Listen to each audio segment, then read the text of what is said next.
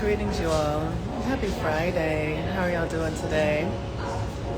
Today is the day that Venus rules, and Venus is currently at the 21st degree of Leo. I am the Moon Mama, and welcome to our Master Nodal class. So today is my solar return, and I am out grabbing some coffee and having my favorite vegan dessert.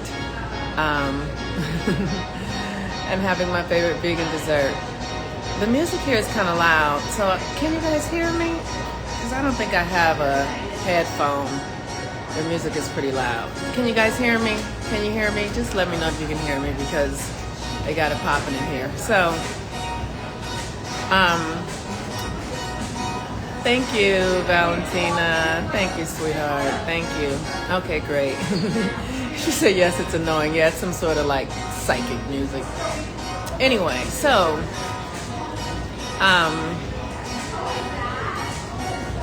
I wanted to come and just share like about my own experience since it's my solar return, and just really wanted to share from my heart what has been my motivation in everything that I do, whether I'm conscious of it or not. My deepest motivation has always been autonomy. I am a woman who wants to belong to herself. I do not want to belong to a man. I do not want to belong to a best friend. I do not want to belong to a political party or a religion. I do not want to belong to any social constructs that ultimately grab and control my energy. What I happen to know as a woman is that we are the creator of all of things. We create everything. Everything comes out of our bodies, out of our subconscious, out of our deep heart's yearning. And once I started as a young woman to be able to feel that inside of me, everything I did was an attempt to everything I would do was an attempt to align myself to that deep feeling of autonomy and sovereignty within me. And what I began to realize was that every choice I would make would drain it. Whether I was in a relationship, academia, everything was teaching me out of my own authority, out of my own power. Religion was teaching me out of my power. Love and romantic relationships were teaching me out of my power. And it was dumbfounding to me, because the social conditionings and the cultural norms had everyone pursuing the very thing that would drain my power. And so finally I got the courage to say, I'm not doing it anymore. I have no interest in it. I'm much more interested in being who I really am and discovering what I'm really capable of than I am being aligned to a man, being aligned to a religion, being aligned to someone that I call best friend. I want to know myself more than I want anything else. There's nothing that can take the place of my relationship with myself. And that has been a very costly choice to make, because the choice that I have made has eliminated really most of the things that the culture says is valuable. So for me, I have decided that my relationship with myself is more important than motherhood. My relationship with myself is more important than being a daughter. My relationship with myself is more important than being somebody's motherfucking wife. My relationship with myself is more important than the credentials, than the money.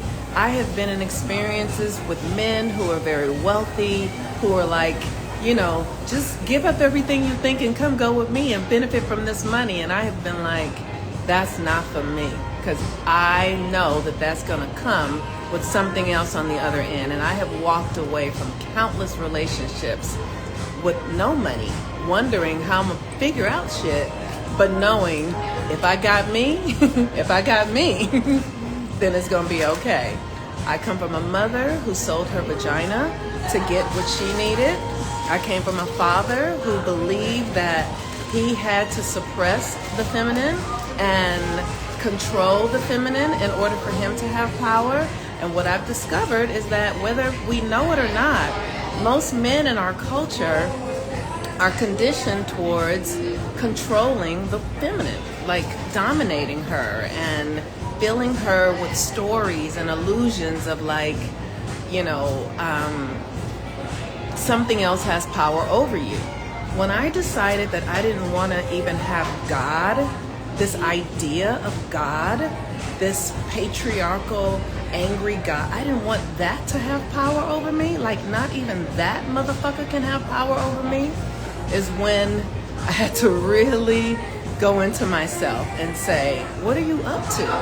If you're going to walk away from all the things you've been given that are supposed to be security blankets or safety structures or systems of belonging, if you're going to walk away from all of it, what are you doing? And I'm loving myself. That's all I know, is that I'm loving myself one day at a time, and I'm choosing myself over and over and over again. I'm choosing what feels right to me. It might look crazy, and it often does. Most times people are like, why are you doing that? Why? Because it's what feels right to me. It's what feels right.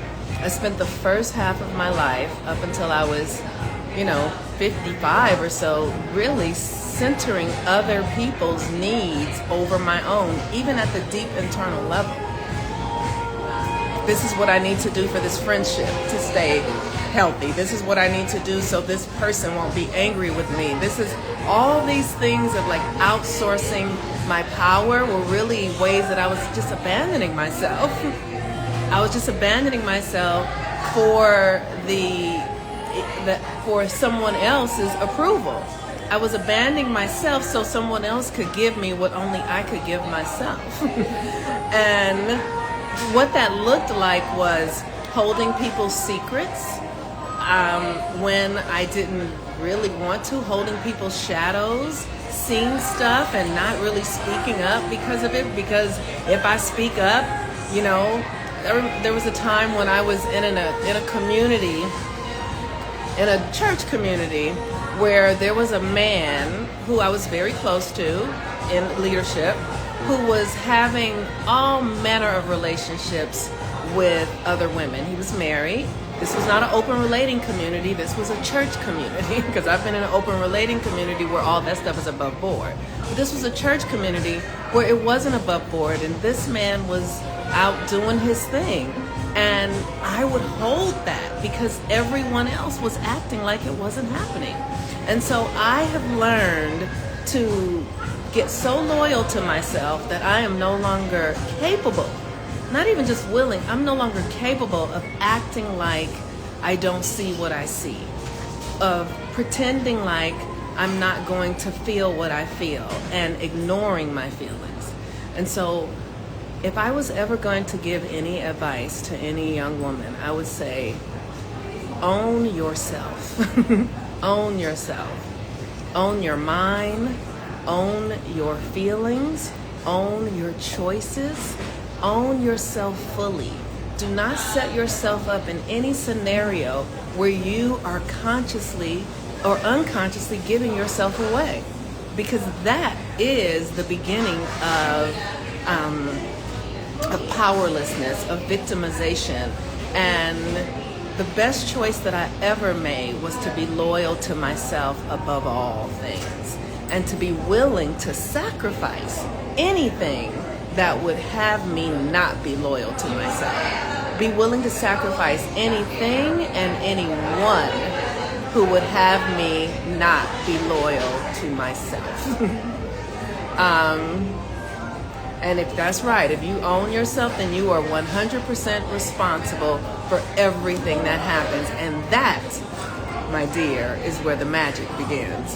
Because when I can say, oh, I chose this person oh, and this person is being, oh, this person is being deceitful, or this person is being dishonest, and I take full responsibility, that looks like me asking myself, well, where am I being dishonest? Because I know that everything in my life is my choice and my creation. So if that person is showing up in my reality being dishonest or being disloyal, where am I being dishonest and being disloyal? Where, if someone's in my life showing up as someone who's not telling the truth, or someone who is not being in integrity, then it comes back to me. Where am I not being in integrity? Where am I not being honest with myself? And here's the thing that you get to understand, is that it's never about the external. It's like, where am I lying to myself? Where am I lying to myself? Where am I cheating myself? Where am I being disloyal to myself?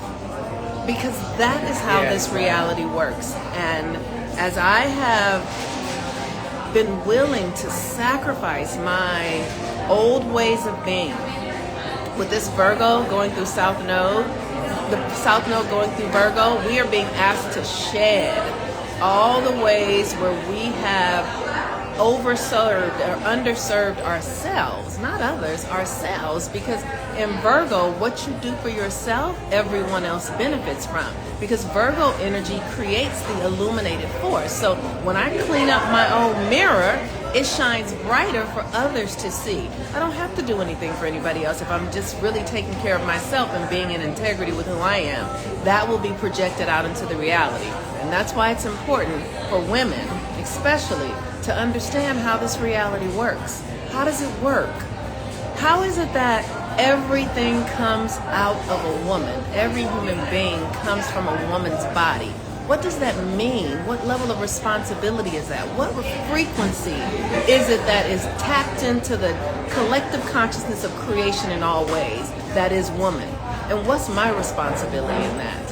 And what is my responsibility in that on a daily basis? To understand that I hold a aspect of the creative portal of the universe. So everything that comes to me and through me is divine. How do I relate to it? How is it impacting me? How am I impacting it?